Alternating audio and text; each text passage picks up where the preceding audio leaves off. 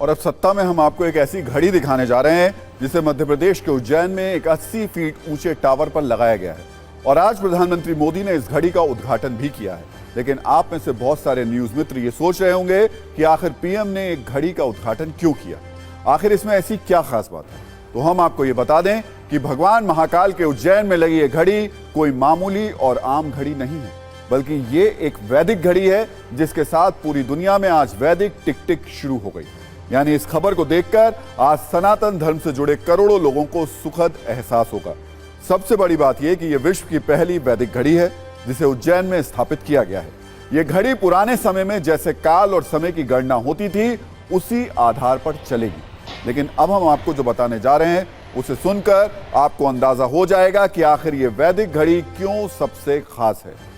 यह एक ऐसी वैदिक घड़ी है जिसमें 24 नहीं बल्कि 30 घंटे का एक दिन होगा।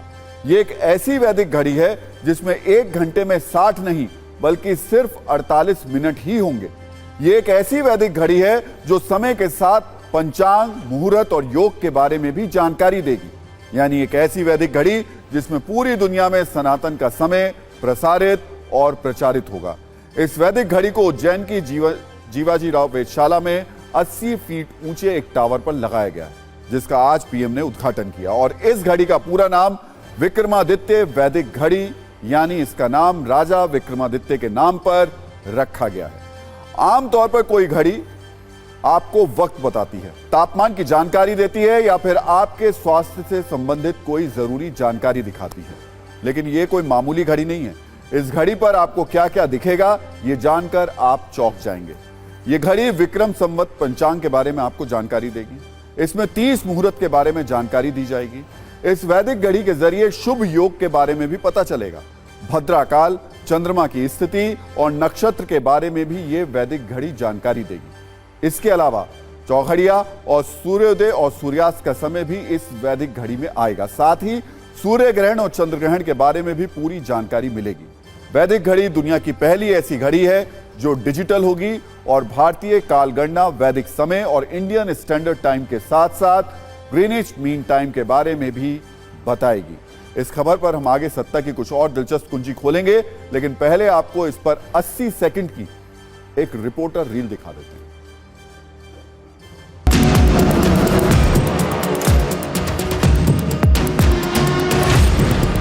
विश्व की काल गणना का प्रारंभ भारत से हुआ था। भारत में उज्जैन से हुआ था। उसको लोग भूल गए थे, अब हम उसे याद दिला रहे हैं।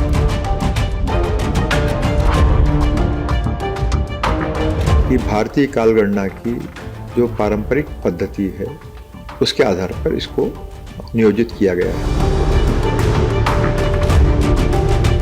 भारतीय पद्धति जो सूर्योदय से पर आधारित है, सूर्य सिद्धांत पर आधारित है, तो सूर्योदय से सूर्यास्त और सूर्यास्त से फिर सूर्योदय के बीच में जो समय है इसको ही घटी फल मुहूर्त आदि में विभाजित किया गया है। यह घड़ी विक्रम पंचांग और उसके जो समस्त घटक हैं, मुहूर्त हैं, घटी है, पल है, वर्ष है, संवत्सर है, मनवंतर है, कल्प है, ये सारी जानकारी इसमें समाहित करने का हमने प्रयास किया। तो जैसे आज घड़ियों में घंटा, मिनट, सेकंड बताया जाता है, तारीख बता देते हैं, वो घंटा, मिनट, सेकंड की जगह वो घड़ी पल विपल बताएगी। उज्जैन की इस वैदिक घड़ी को लेकर एक खास बात और है कि इसके जरिए दुनिया के लोगों को सनातन के समय का पता चलेगा और वैदिक काल की जानकारी भी होगी। इस वैदिक घड़ी में वैदिक काल गणना के आधार पर अलग अलग मुहूर्त पता चलेंगे। उज्जैन में स्थापित इस घड़ी में 24 घंटों को 30 मुहूर्तों में बांटा गया, इसलिए इस घड़ी में एक दिन 30 घंटे के बराबर हो गया। हालांकि इस डिजिटल घड़ी में घंटे, मिनट और सेकंड की भी सुई लगाई गई है। इस वैदिक घड़ी को लखनऊ की आरोहण संस्था ने तैयार किया है और सम्राट विक्रमादित्य शोधपीठ ने इसे उज्जैन में लगाने का कार्य किया है। बड़ी बात ये वैदिक घड़ी इंटरनेट और जीपीएस से भी जुड़ी होगी। बताया जा रहा है कि इस घड़ी के साथ साथ टावर पर एक टेलीस्कोप भी लगा है जो स्पेस की घटना यानी खगोलीय घटनाओं का नजारा भी दिखाएगा और हर घंटे में अलग अलग तस्वीरें इसमें नजर आएंगी। इस घड़ी के साथ साथ एक मोबाइल ऐप भी लॉन्च किया गया है, जिसके जरिए इस घड़ी का इस्तेमाल फोन से भी किया जा सकता है। यानी ये अपने आप में एक इतिहास है जिसे मध्य प्रदेश के उज्जैन में बनाया गया है और पूरी दुनिया इस खास पल की गवाह बन रही है। लेकिन हमारे बहुत सारे न्यूज मित्रों के मन में एक सवाल यह भी होगा कि जब इस वैदिक घड़ी को लखनऊ की संस्था ने तैयार किया है तो इसे मध्य प्रदेश के उज्जैन में क्यों स्थापित किया गया? तो इसका जवाब भी बहुत दिलचस्प है। इस पर हम उज्जैन की आध्यात्मिक कुंजी भी खोलते हैं आपके सामने। दरअसल उज्जैन में भगवान महाकालेश्वर का धाम है जो 12 ज्योतिर्लिंगों में से एक है। मध्य प्रदेश का उज्जैन वो शहर है जिसे वैदिक काल में काल गणना का केंद्र माना जाता है। उज्जैन से ही कर्क रेखा भी होकर गुजरती है और उज्जैन को ही मंगल ग्रह का जन्म स्थान भी माना जाता है।